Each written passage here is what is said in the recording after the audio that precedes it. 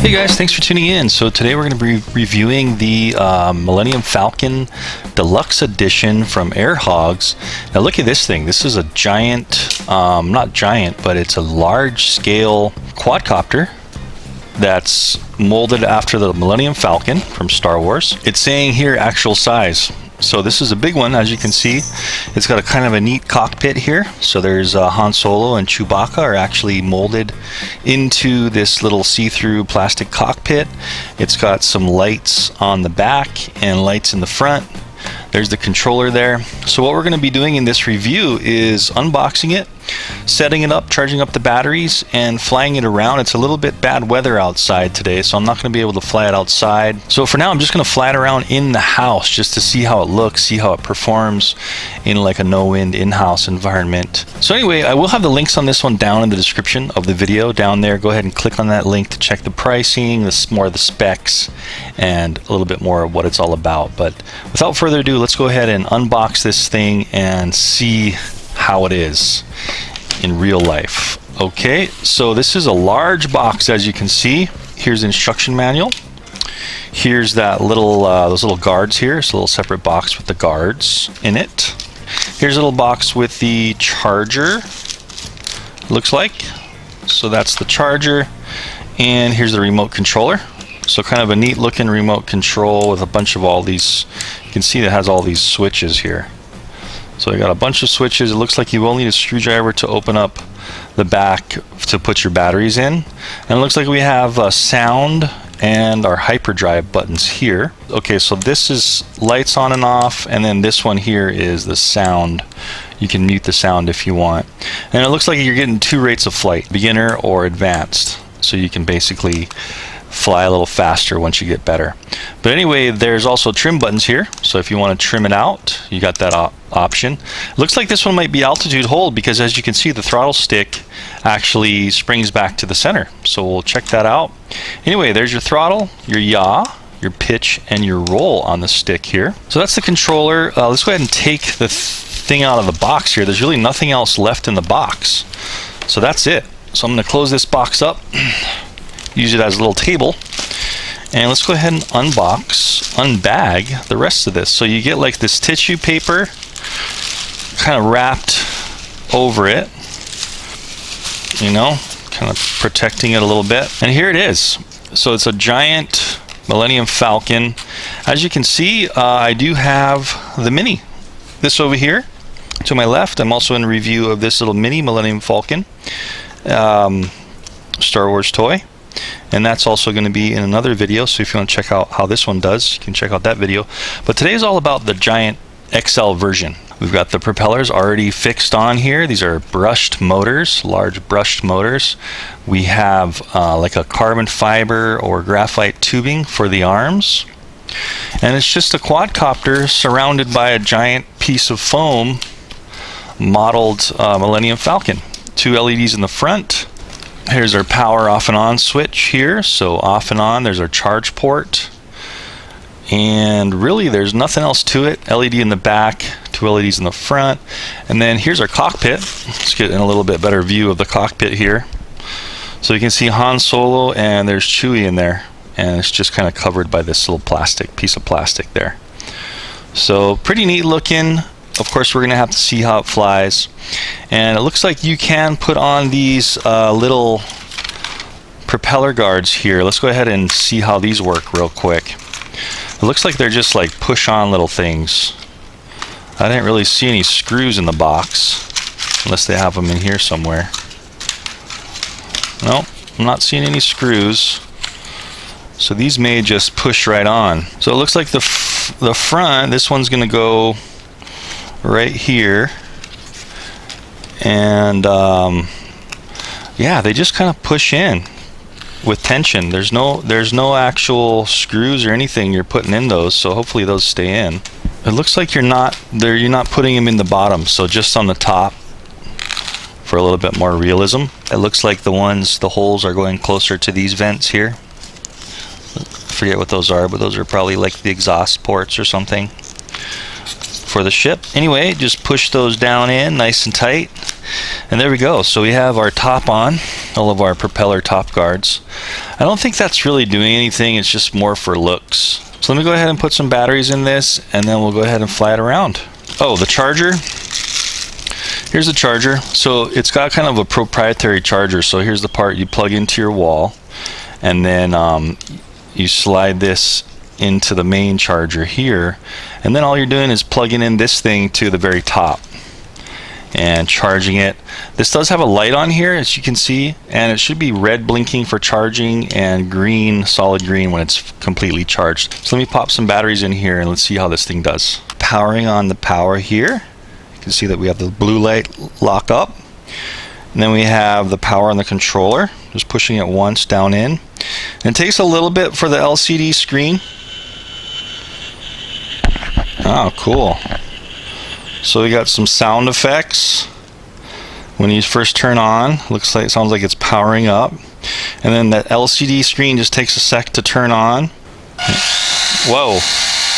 So I just pushed up, and you can see that the motor's just powered up.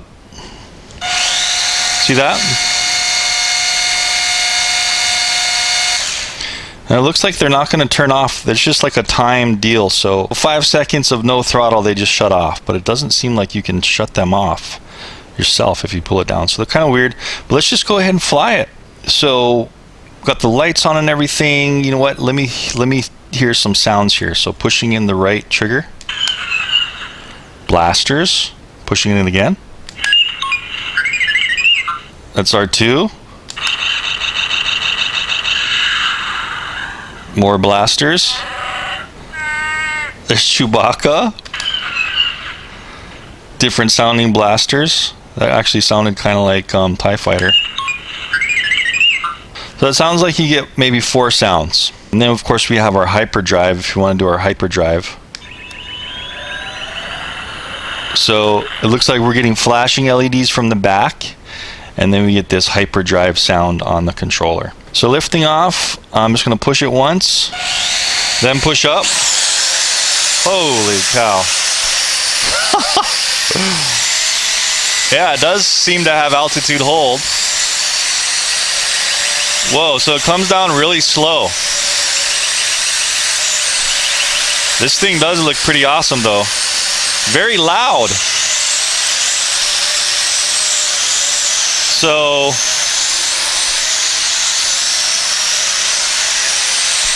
wow, okay.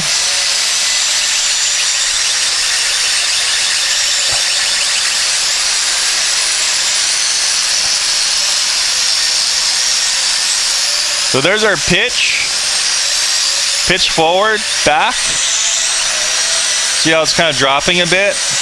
But apparently it's got maybe some kind of altitude hole or something.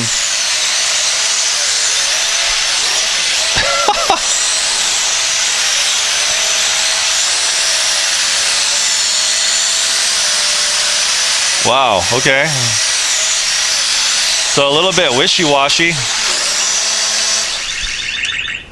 Okay, so a little bit wishy-washy on the controls. And I just heard it kind of... Oh, so it's got a sensor in it too where it hits something. And it sounds like it has a blow-up sound, so kind of interesting there. So a little bit weird on the control. I was hoping it would be a little more precise, but I don't know how precise you can get with such a large craft like this. So let's try that again. We'll lift off and we'll try some different modes, try hyperspeed. You probably want to be outside in like no wind with this thing. It's probably not the best place to fly it, but let's just continue on.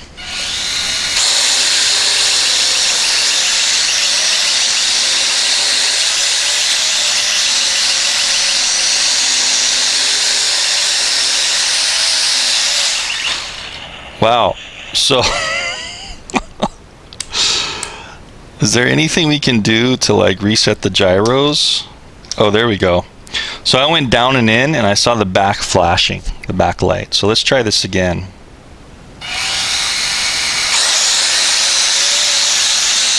So I'm full throttle up here. Wow. And you can see how it doesn't really want to go up anymore. I'm not sure what's going on with this thing, but so far not. There it goes. Okay, and I'm having to hold the stick a little bit to the right to keep it level. See how it wants to kind of fly off a little bit?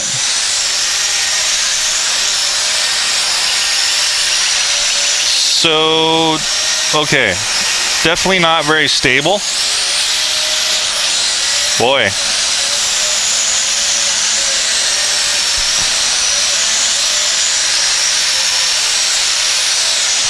Let me go ahead and flip.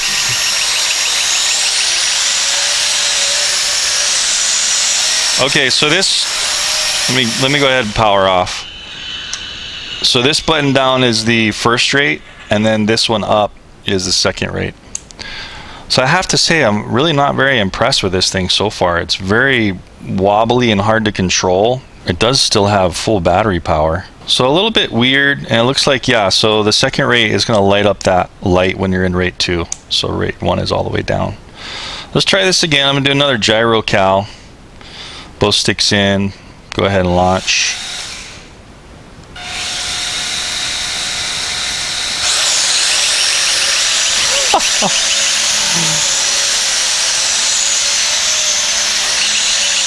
Wow.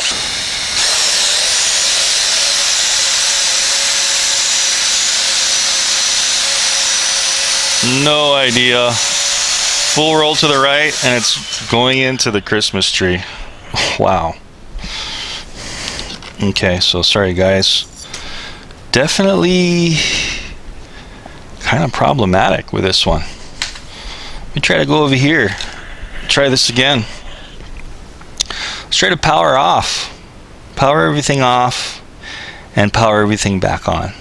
So power back on the quad, power back on the controller. Let's go ahead and take off. Full throttle up. Apparently it thinks maybe it's getting hit. I have no pitch back. I don't know what's going on. Can't even control it. So unfortunately guys, this is a dud for me. Really a little bit disappointed, a lot disappointed. Was really expecting more. Now this is not a cheap thing either. This is a, you know, Star Wars Disney licensed product, and this is not cheap. So all right, so I'm gonna wrap this up as a total no-go for this thing. It's, unless I'm doing something wrong, which I don't think I am. I mean, this is, as you know, this is not the first quad I've flown. I mean, I've flown Phantoms and I know how to do all that stuff. So being that this is a toy quadcopter, should be doing a lot better than this, but you know what I mean? So I can't advise this thing for somebody that's really into Star Wars and they buy this thing. You're gonna be very disappointed.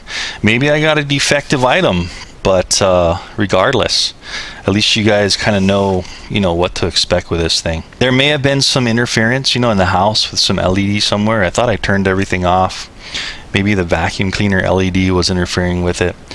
But if that kind of stuff's going to interfere with something like this, you know, or even the wireless in your house, what's the use? You're just going to be disappointed. So anyway guys, I hope you enjoyed that review. Even though it's not a very good product in my eyes, at least you know how it's going to perform. And again, maybe I got a defective unit, but that's just honestly my opinion, my review. That's how this thing went down. So anyway guys, do a lot of reviews like this. Make sure you check the reviews before you buy something, see how it is, and I'll see you in the next video. Thanks for watching.